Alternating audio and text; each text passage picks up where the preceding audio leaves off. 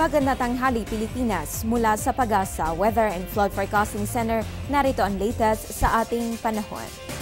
Lumakas pa itong si Typhoon Maisak habang nasa dagat Pasipiko. Alas 10 na umaga namataan ang sentro ng bagyo sa layong 1,820 kilometers silangan puya ng Northern Mindanao. Taglay nito ngayon ang lakas ng hangin na 175 kilometers per hour malapit sa gitna at pagbugsong umaabot ng 210 kilometers per hour. Kumikilos po ang bagyo pa west-northwest sa bilis na 20 kilometro kada oras. Kapag napanatili nito ang current speed and direction, inaasahan bukas ng gabi o Huwebes na umaga ay nasa loob na ito ng Philippine Area of Responsibility. Sa oras na tumawid ito ng power line, bibigyan po ito ng lokal na pangalan Chede.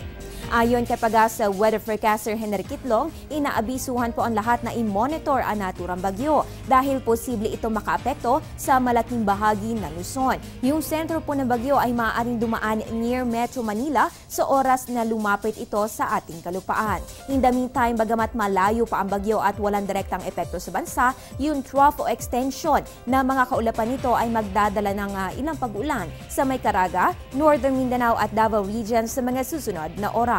On the other hand, maganda panahon naman ang mararanasan sa mga rehiyon ng Cagayan Valley, Cordillera at Ilocos Sanhi po yan na umiiral na ridge of high pressure area dito sa may hilagang Luzon.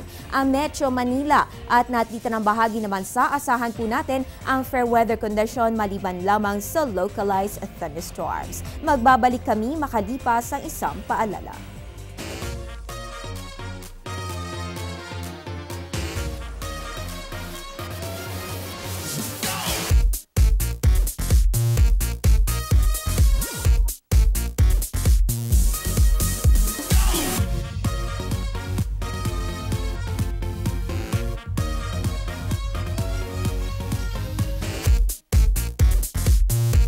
Download the Zalora app for your epic night out. Browse the app free with smart free internet.